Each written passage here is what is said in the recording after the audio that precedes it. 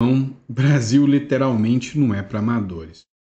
O Leandro Ruschel publicou ontem, bem à tardezinha, que a deputada Carla Zambelli tinha sido presa na Itália. Pois é, ele fez a seguinte publicação: Carla Zambelli foi detida na Itália. A polícia italiana deve decidir nas próximas horas pela prisão da deputada ou por mantê-la em liberdade, enquanto a justiça italiana julga o pedido de extradição feita pelo regime brasileiro.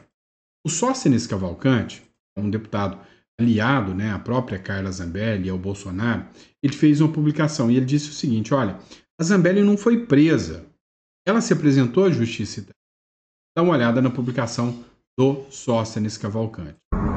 Em recente contato com o advogado da deputada Carla Zambelli, o Dr. Pagnosi, me informou que ela hoje se apresentou espontaneamente às autoridades policiais na Itália para começar o seu pedido de asilo político, bem como de não extradição. Ela fez essa apresentação no dia de hoje e agora seguirão os trâmites normais da justiça italiana. Queremos daqui do Brasil desejar toda a nossa solidariedade à nossa querida deputada Carla Zambelli e dizer que sempre estaremos ao seu lado contra a perseguição que ela vem sofrendo do judiciário brasileiro.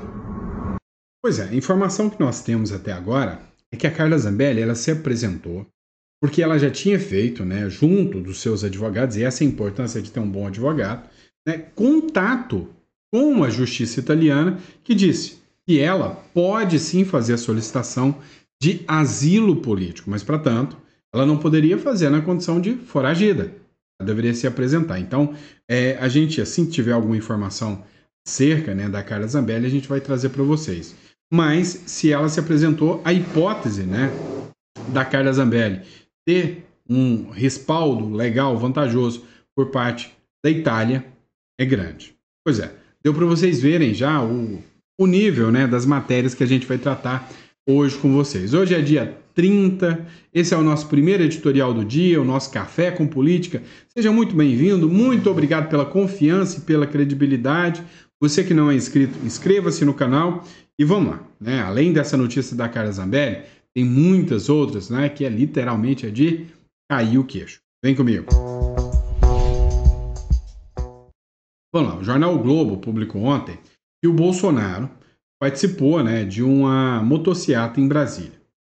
Ele não subiu, né, nas motocicletas, não, ele veio, acompanhou, e ele estava acompanhado, inclusive, da Michelle Bolsonaro, a ex-primeira-dama, e também do seu filho, né, o senador Flávio Bolsonaro. Segundo a matéria do Globo, o que chamou a atenção foi que os motoqueiros que participaram dessa motociata, todos eles estavam, né, junto de bandeiras e faixas de apoio ao Donald Trump. E aí começou uma crítica muito grande, né? Se eles estão favoráveis às tarifas. E aí chegou um deputado petista, né? A informação que tem de bastidores é que ele vai pedir a investigação de quem participou da motociata por atentado contra o Brasil. Ou seja, hoje, você falar que você apoia as medidas do Donald Trump, você é um traidor da pátria na visão dos petistas, né? Agora, quando é para você estar do lado do Irã, do Hamas, não está traindo ninguém. E que nível que o Brasil chegou, né? Mas enfim, o Brasil se tornou alvo de questões internacionais, ou seja, a política brasileira internacionalizou. Você viu essa matéria da Gazeta do Povo? O parlamentar da Europa diz que Bolsonaro sofre ataque direcionado do judiciário. Literalmente, o Brasil está em maus lençóis. O deputado é o George Simeon, que é o líder romeno, acusou o STF de perseguição ao Bolsonaro. O parlamentar romeno, né, que é o George Simeon, ele foi ex-candidato à presidência da Romênia, teve uma boa representatividade e agora ele é membro do parlamento romeno. Ele criticou o Supremo Tribunal Federal Brasileiro por, segundo ele, perseguir, né, e conduzir uma perseguição política contra o Bolsonaro. Ou seja, algo sem precedentes, né, o que está acontecendo aqui no Brasil. Ele destacou também o bloqueio das contas bancárias de Heloísa Bolsonaro, esposa do Eduardo Bolsonaro, que está lá nos Estados Unidos, né? Então, assim, o Brasil hoje virou um caso internacional de discussão sobre Até onde que vai a democracia? Mas tem quem apoia, tá? Tem quem apoia o que está acontecendo contra o Brasil. Exemplo é o próprio presidente do Supremo Tribunal Federal. Olha o que ele falou. Ele, clara afronta, né, ao Trump e ao governo norte-americano, ele disse que bloquear 3 perfis, né, de residentes nos Estados Unidos é um preço baixo demais pela democracia. Justamente ele está confessando aqui que teve avanço, né, de bloqueio de perfis lá nos Estados Unidos. O presidente do Supremo Tribunal Federal, que é o ministro Luiz Roberto Barroso, ele disse nessa terça-feira que o bloqueio de 3 perfis nas redes sociais de pessoas que moram fora, fecha aspas, é um preço muito baixo a ser pago pela manutenção da democracia. Segundo ele, em tempos recentes, presenciamos uma onda de ataques às instituições, ao sistema eleitoral e especificamente ao Supremo Tribunal Federal. Algumas postagens, dezenas e não milhares, que apoiavam o golpe ou eram criminosas, foram removidas. Nesse momento, há 3 perfis que foram banidos por decisão da corte. São 3 pessoas que, segundo Barroso, moram fora e que continuam postando porque não temos jurisdição extraterritorial. Então, o preço que pagamos é bem baixo, porque conseguimos preservar a democracia no Brasil. Pois é, a grande questão é que essa fala do ministro Barroso, presidente do STF, não foi muito bem recepcionada, né, segundo os bastidores aqui pelo Donald Trump. O Eduardo Bolsonaro mesmo ontem fez uma postagem mencionando essa fala do Barroso, dizendo que essa postagem do Barroso é mais um estopim para o Donald Trump vir com tudo com a aplicação da lei Magnitsky contra eles. Agora, tem quem está apavorado com a lei Magnitsky. Acompanha para ver. Pois é, dá uma olhada nessa situação aqui.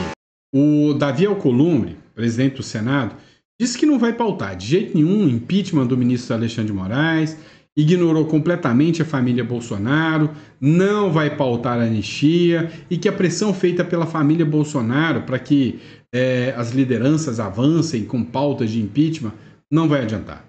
Ele nada vai fazer com que ele, né, possa pautar um impeachment dos ministros do Supremo Tribunal Federal. Mas vamos lá. Deu uma de bravo, mas não é bem assim. Eles sentiram o impacto do negócio. Dá uma olhada nessa matéria aqui do Paulo Capé. Alcolumbre não atende ligações após o risco de Donald Trump, né, de sofrer sanções do Donald Trump, ou seja, do Donald Trump impor sanções a ele. Segundo essa matéria do Metrópolis Política, o Davi Alcolumbre ignorou todas as ligações de senadores da oposição, depois que o Donald Trump disse que ele poderia aplicar, inclusive, a lei Magnitsky em todos os aliados do ministro do Supremo Alexandre de Moraes. Logo depois que a notícia, na última quarta-feira, foi apresentada, e que, inclusive, o Pacheco já perdeu visto, o Alcolumbre já cortou todos os laços e relações junto à oposição. Olha só, geralmente, solícito para conversar e ouvir pleitos de colegas de parlamento, mesmo durante o recesso, Alcolumbre não atendeu as ligações nem respondeu às mensagens. Ou seja, quer evitar ao máximo que essas sanções cheguem até ele. Resultado, não vai conseguir. É fato, é notório que logo o presidente da Câmara e do Senado serão sancionados pelo Donald Trump, é o que dá para perceber. Vamos lá, pessoal.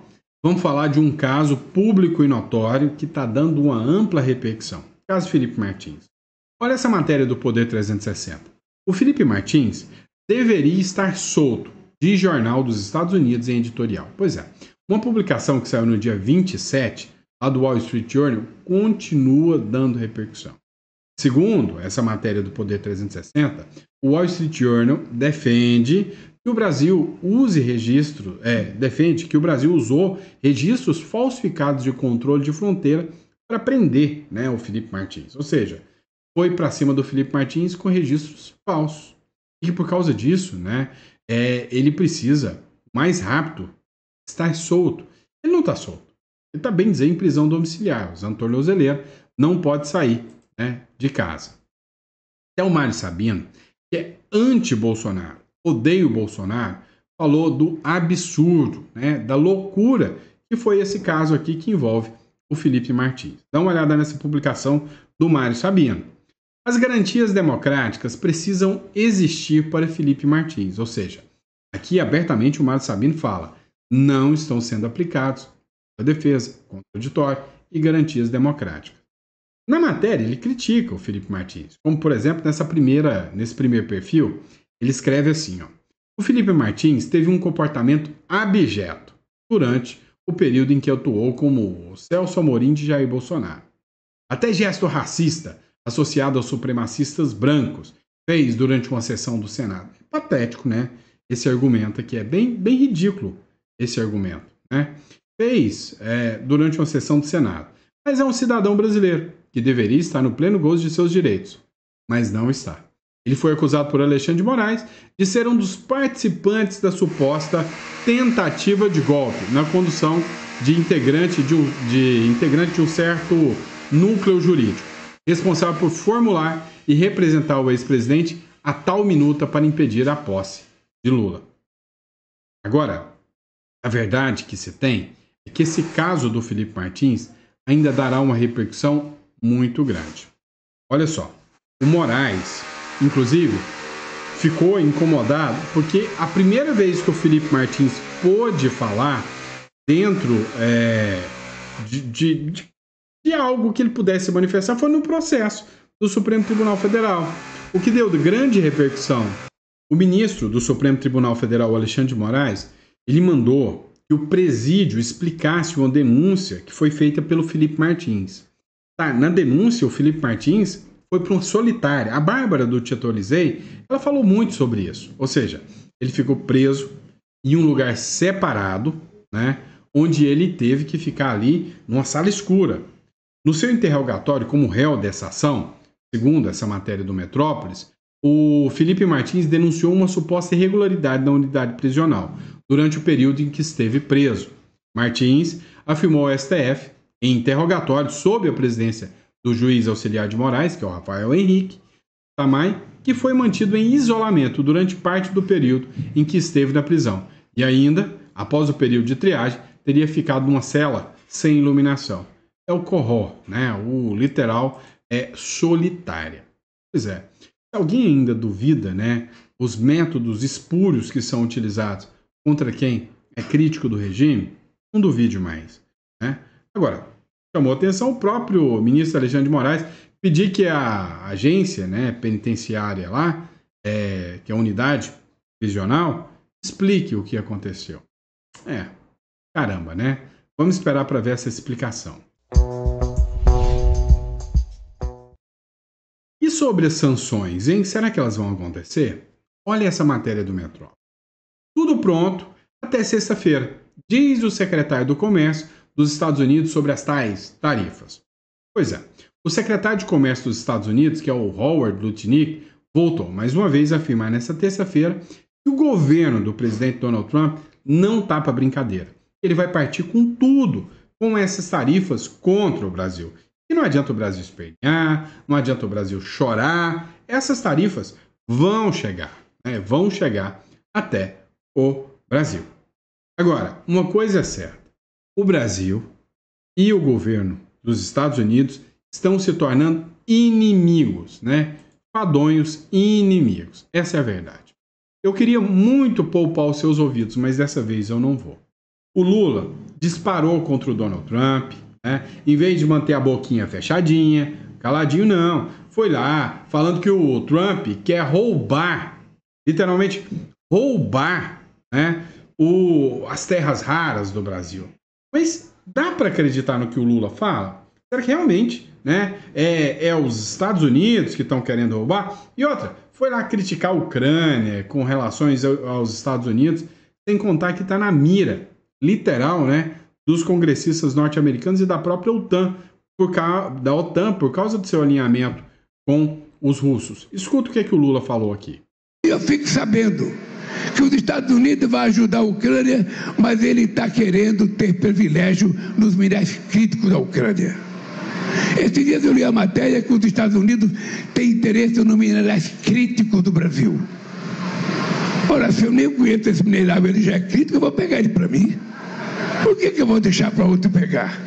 Então nós estamos construindo uma parceria dentro do governo, com a criação de uma comissão ultra especial, primeiro para que a gente faça um levantamento de todo tipo de riqueza que o Brasil tem no seu solo e no seu subsolo.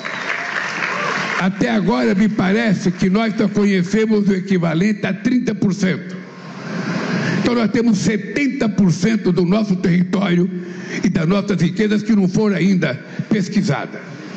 E nós temos que dar autorização para a empresa pesquisar sob o nosso controle. A hora que a gente der autorização para uma empresa que ela achar, ela não pode vender sem conversar com o governo e muito menos ela vai poder vender a área que tem o minério. Porque aquilo é nosso, aquilo é de uma pessoa chamada povo brasileiro. E o povo brasileiro tem que ter direito de usufruir dessa riqueza que essas coisas podem produzir. Tá bom, depois você lava os ouvidos, tá? Olha, quem é que acredita nesse tipo de discurso? Tá, ele tá falando das terras raras, dos minerais raros que tem no Brasil. Tá, você pode ou não acreditar no Lula, tá? Agora, você pode pesquisar um pouco mais e ler matérias como essa aqui. Olha, os Estados Unidos malvadão, querendo nossas terras raras. Dá uma olhada. Vendas de terras raras brasileiras para a China triplicaram em 2025. Ué, colonialismo Xing Ling pode? É possível. Ué, o Brasil exportou 6,7 milhões em minerais utilizados na indústria tecnológica no primeiro semestre desse ano. 3 vezes o total de 2024. Ou seja, você vê esse discurso nacionalista, a terra é nossa, nós vamos cuidar da nossa terra. Ah, você até finge que acredita, né? Mas não acredita não. Não acredita não. É conversa fiada do Lula, né? Não dá para acreditar. Quando é para entregar para a China, pergunto, está sendo fiscalizado pelo governo, né? Esse minério todo? Coloca a mão na consciência se dá para confiar. Eu acredito que não. E aí, enquanto o Lula fica lá atacando a Ucrânia, atacando os Estados Unidos, olha só o que o senador norte-americano Lindsey Graham falou de novo, né, na última segunda-feira. O Brasil pode pagar, abre aspas, um preço alto por apoiar a Rússia, diz aliado de Trump. O senador norte-americano Lindsey Graham, do Partido Republicano, afirmou em publicação no X da segunda-feira que países integrantes do BRICS, como Brasil, China e Índia, sustentam a máquina de guerra de Putin e, por isso, estão prestes a pagar um preço há muito devido. Meu irmão, por muito menos o Putin partiu para cima da Ucrânia. Putin subestimou seriamente o presidente Trump. Espero que países como China, Índia e Brasil, que sustentam a máquina de guerra de Putin, esteja prestes a pagar um preço há muito devido, escreveu o parlamentar nas suas redes sociais. E aí você imagina, não, peraí, o Brasil vai quietar o facho, né? Vai sossegar o rabinho, vai parar de ficar caçando briga, não é? Não é bem assim. Mas literalmente não é bem assim mesmo. O Brasil aplicará sanções a Israel por, abre aspas, genocídio em Gaza, diz chanceler da ONU. Olha só. É o Celso Amorim, né, o ministro do Brasil, ameaçando os israelenses. A gente já viu na história que isso não dá muito certo. O governo brasileiro, segundo a matéria da Gazeta do Povo, endureceu o discurso contra Israel. Anunciou nesta segunda-feira uma série de medidas de retaliação diplomática, comercial e militar, em resposta ao que ele classifica como um, abre aspas, genocídio na faixa de Gaza. O anúncio foi feito pelo ministro Mauro Vieira das Relações Exteriores do Brasil em Nova York. Entre as medidas, presta atenção. Vocês vivem falando que eu sou radical.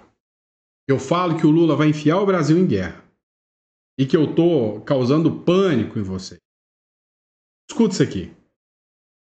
Entre as medidas estão o bloqueio de exportações de equipamentos de defesa para Israel e a investigação sobre importações provenientes de assentamentos ilegais na Cisjordânia.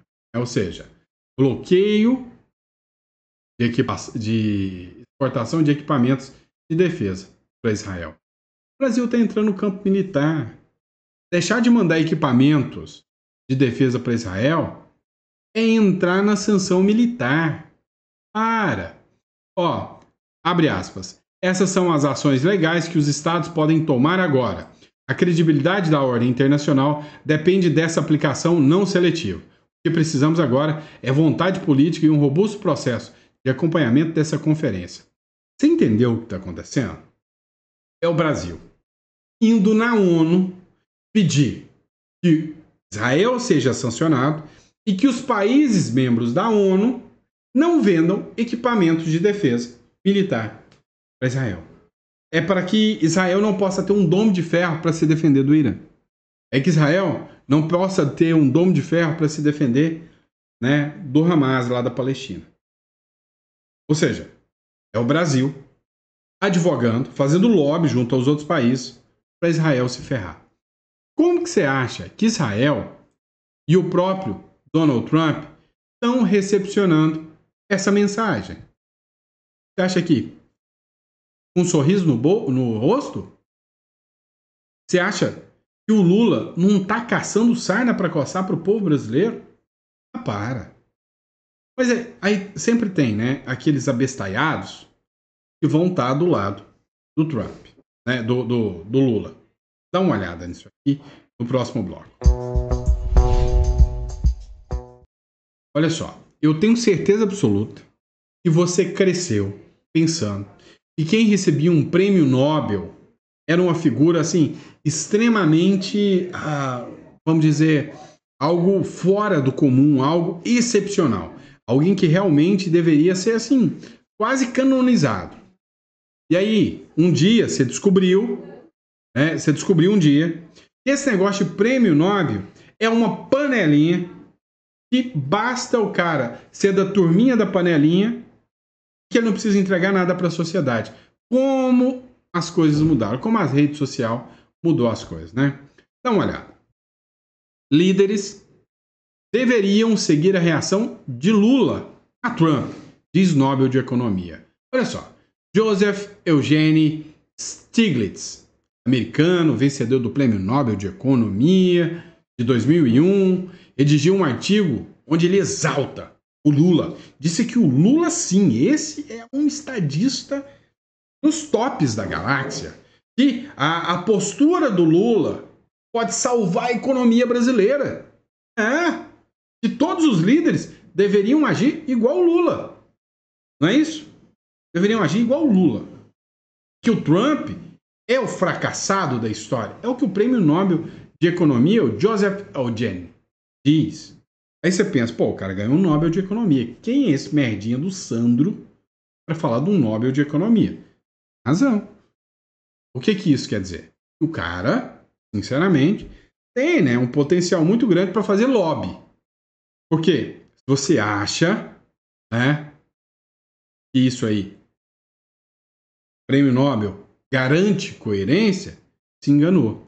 Para você ter noção, olha essa matéria aqui que foi publicada lá em 2007. Esse mesmo, Joseph Stiglitz, né, ele foi em Caracas, na Venezuela, e disse que lá, né, as políticas aplicadas pela Venezuela naquela época, né, aves, eram maravilhosas. Ele disse que a Venezuela se tornaria um país maravilhoso com as políticas socialistas que estavam sendo aplicadas na Venezuela. Então, se você acha que esse prêmio Nobel, né, esse cara quer a economia do Brasil boa, igual a da Venezuela, então você acredita que o prêmio Nobel vale para alguma coisa. Agora, se você acha que o Brasil não tem que ser como a Venezuela, cá entre nós, o prêmio Nobel não serve nem para limpar a sola do seu sapato. Eu ia falar outra coisa, mas assim, é sacanagem, é ridículo, né? O discurso desses. Dá uma olhada aqui, né? Nessa publicação do CNN, né? O Dumas, ele disse o seguinte, olha, o Roberto Dumas, professor de economia, chinesa, do INSPER. Ele não é prêmio Nobel. Mas olha o que ele falou. O Lula nem é de direita e muito menos bolsonarista. O Lula prejudica o diálogo com os Estados Unidos. Escuta. O Lula perdeu muitas possibilidades de abrir um canal de negociação. Veja, mesmo depois do tarifaço, querer fazer uma reunião com os esquerdistas, não estou falando bem ou mal, mas é contra Trump. Lá no Chile, e ainda no Chile fazendo na Argentina, entrando com Cristina Livre, e depois falando em desdolarização, e aí usa o argumento, não sei se é a narrativa correta, ou o ar está um pouco rarefeito para as discussões aprofundadas, aparentemente. Tá, a culpa é do Bolsonaro ou a culpa é do Lula? Não é questão disso, é questão de você saber que o Lula tem um papel a fazer, tem um papel a exercer como líder de Estado, não líder de governo. Ele está participando, ele está agindo como um líder de governo. Ele está fazendo isso para ganhar cada vez mais votos e ganhar cada vez mais popularidade. Só que isso está prejudicando a negociação com Trump. Então, usar sempre o argumento de Bolsonaro, Bolsonaro, Bolsonaro, isso ajuda talvez na popularidade dele no curto prazo. Vamos ver no longo prazo. O governo Lula... Pois é. Este é um professor de economia chinesa do INSPER. O outro, que diz que o Lula está fazendo certo, é o Nobel da Paz. E aí, o que você acha? Inclusive, esse mesmo cara Nobel da Paz aí, foi um que exaltou o Maduro também, tá? Dá uma olhada, diz que Venezuela é uma bela de uma democracia. Ó, os Estados Unidos, isso aqui é que é democracia. Ó. Estados Unidos anunciaram uma recompensa de 25 milhões de dólares por informação contra Maduro. O governo norte-americano acusa o presidente da Venezuela de integrar o grupo criminoso chamado Cartel de los Soles. O DEA, que é o órgão que pegou o Pablo Escobar, quem assistiu aí a série Narcos do Pablo Escobar, sabe que o DEA, né, é o sistema de repressão às drogas. Pois é, ele é um departamento que disse que qualquer informação para pegarem o Maduro pagam 25 milhões de doletas para quem tiver informações contra o Maduro. Um cartaz com uma foto de Maduro e o valor da recompensa foi compartilhado na segunda-feira pela conta oficial do DEA na rede social X.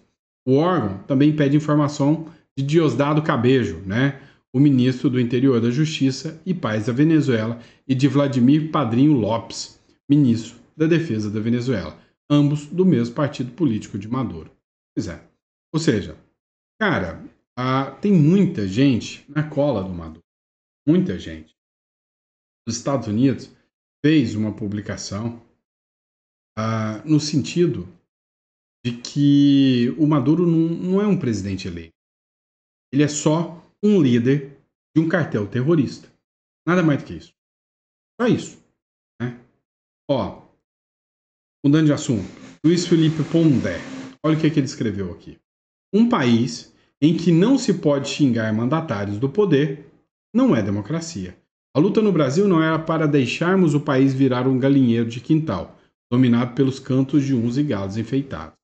Ou seja, o que a gente tem hoje é uma euforia de um bando de pavões que assumiram, né, os principais postos do Brasil. E aí esses verdadeiros pavões não aceitam críticas. Não aceitam críticas. E aí criminalizam a crítica. E quando você não pode criticar aquele que é uma figura pública, isso não pode ser chamado de democracia. Concordo em número, gênero e grau com Luiz Felipe Pondé.